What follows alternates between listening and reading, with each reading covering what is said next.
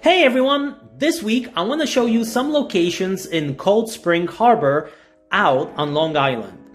So let us first begin in Uplands Farm Sanctuary.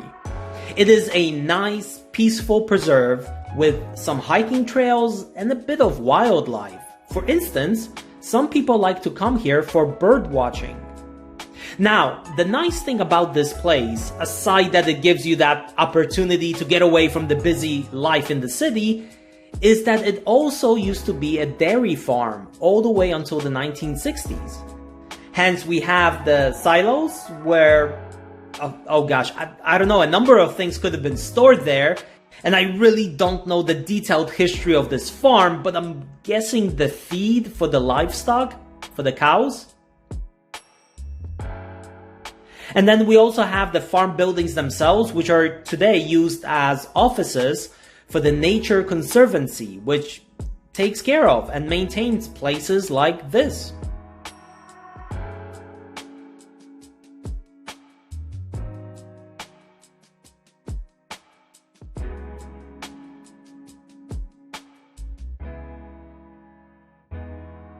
And here are the open meadows, the ones pastures for the cows. There are some benches along the way, so if you come here very early in the morning like I did, or later on in the evening, it is really a pleasant place to get away from the ups and downs of everyday life. The farm used to belong to Jane Nichols, who was the oldest daughter of J.P. Morgan Jr., the famous banking and investor family in America. She married George Nichols in 1917, and in 1926 they purchased this here estate. But what I learned quite recently, actually, as I was doing something for one of my courses, is that in the 1950s, New York City area and Long Island, including these lands here, were sprayed with DDT. DDT was a pesticide, which, among other things, was used to kill insects, such as mosquitoes, and them possibly spreading diseases. However, it was eventually shown that DDT not only causes harm to the environment, but also to the people themselves.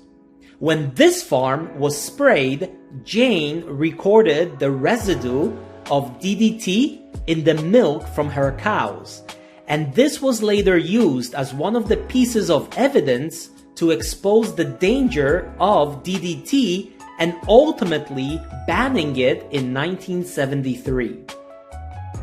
And so it's really a fascinating history. Now, I knew some things about DDT because it was even used in the war in Vietnam, for instance. However, I did not know that this particular place right here played a role in its ban. So it's just an example that I myself am constantly learning new things along the way. Here we have some really enjoyable trails, and since this was about 8 o'clock in the morning, and I am a pretty morning person, I had a brilliant idea of not just making a YouTube video for this week, but also going on a run and getting some exercise that way. Now, I do some weights and I walk around a lot, as you even see on this channel. However, it has been maybe 5 years since running was a regular part of my life. And, well, after 5 minutes of running, I sounded like this.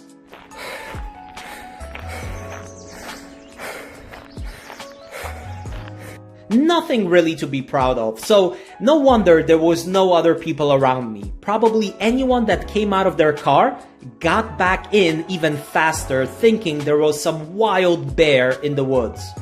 Probably the reason I also didn't really see any wildlife like butterflies or bunnies. They all got scared as I sounded like a steam-powered train from the 19th century. I need to work on that in the summer that's coming up. And so if nothing unexpected happens in my life, I already have 2 or 3 places picked out that I am going to visit and not only show you something tremendously interesting and unique, but also have an opportunity to try and get back into running without hopefully getting a heart attack after 5 minutes like I almost did here. But I really love spending time in this part of Long Island. When I was in college and even graduate school, I would work my butt off during the week. However, on Sundays, I always loved going somewhere new and seeing things for the first time. So I am lucky enough to have been in many places in New York. However, since I finished school and became a professor, it became tremendously difficult to go out and do anything. Essentially, my work became my life. And therefore, having this YouTube channel, it allows me, no matter how tired I am, to revisit some of these locations that were once so dear to me. Some places that I have shown on this channel, I have been to maybe once or twice before, so it's just kind of nice to go there again. However, other locations I used to go to a lot, like Cold Spring Harbor or Oyster Bay, for instance. And when I visit them again, it just, I don't know, it makes me a bit more emotional, I guess, like I am revisiting an old friend which I haven't seen in few years. I especially love walking down the main street. It is a really pleasant walk where you get to see charming homes, historical buildings, like this church building, for instance, from 1842, and a lot of local shops. It's a really enjoyable atmosphere, one which I am sure I will show you more of in the future, as there are other places in and near the town which I would still love to show you. From different small museums, to historical locations, to even the famous Cold Spring Harbor Laboratory. But for me, here is my stop, to get some coffee for the day. Aw, Granny, no free samples of cookies? But one interesting thing I can say about this place is that it used to be named Cold Spring. However, there is already a village of Cold Spring on the Hudson River, which is about 50 miles away from New York City. And so, not to have confusion, this was named Cold Spring Harbor. However, in my earlier videos on this channel, I visited Cold Spring Village when I was showing Bear Mountain. So anyone interested, you can check out that video. However, I believe at that point I was still learning how to use the editing program and I had older equipment when I first started. Therefore, this summer, I'm already planning to revisit the area and create new videos in places like West Point, for instance. But there is one more place here I would like to share with you, and that is the Cold Spring Harbor Fish Hatchery and Aquarium.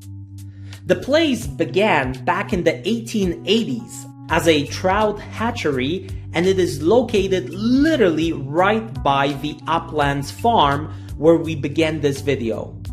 It has 2 buildings for the visitors to see, so first let's go to the first one, this red brick building here.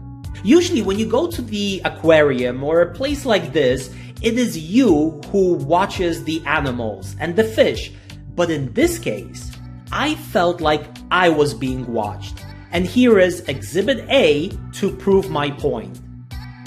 After having a staring contest with the fish, I eventually began to doubt which one of us is actually in a tank and trapped. Maybe it was me, and I was looking at a reflection of my inner soul, longing for freedom. Just like here, in this whole aquarium, a world to explore, and yet, just like these 2 small guys, so I as well was stuck in a corner, feeling the weight of my work and grading pushing me to the bottom. Maybe reality is just an illusion. So as I stood there embracing my philosophical thoughts and being judged by all these fish, it hit me. There is something seriously wrong with me, and I need to move on to the turtles.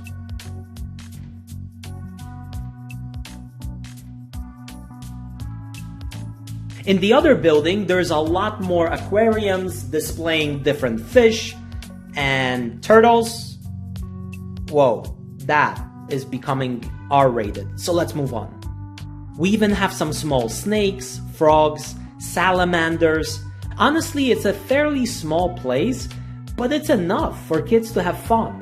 And even for adults, if you have an extra hour or so to spare, it's a nice place to just hang around. And for me especially, the outside is really delightful.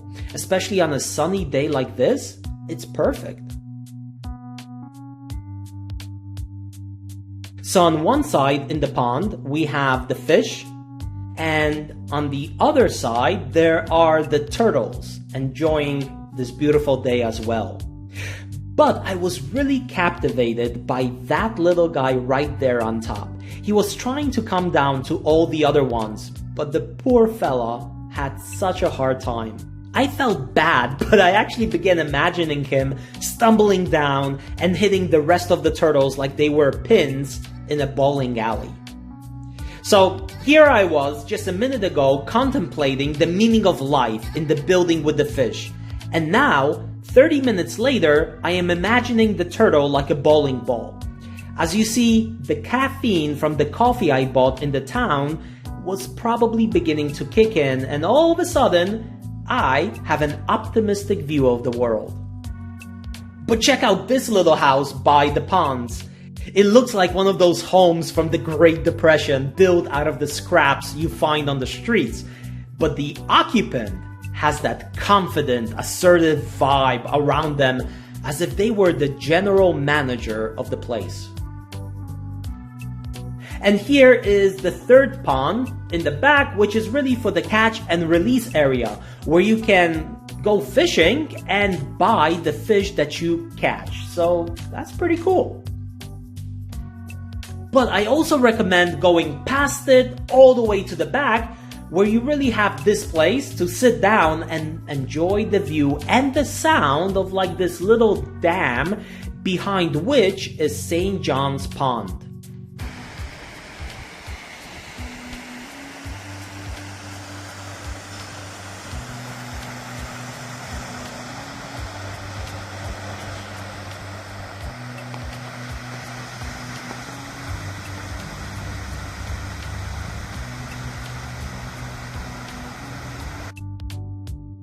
And finally, take a look at these fish in the back. The moment they saw a person, they saw me, they came charging in ready to eat. I am guessing it was their time to eat and still no food, because as I was leaving at this point, school buses filled with small kids pulled in, and probably the staff was waiting to give them some fun by feeding the fish.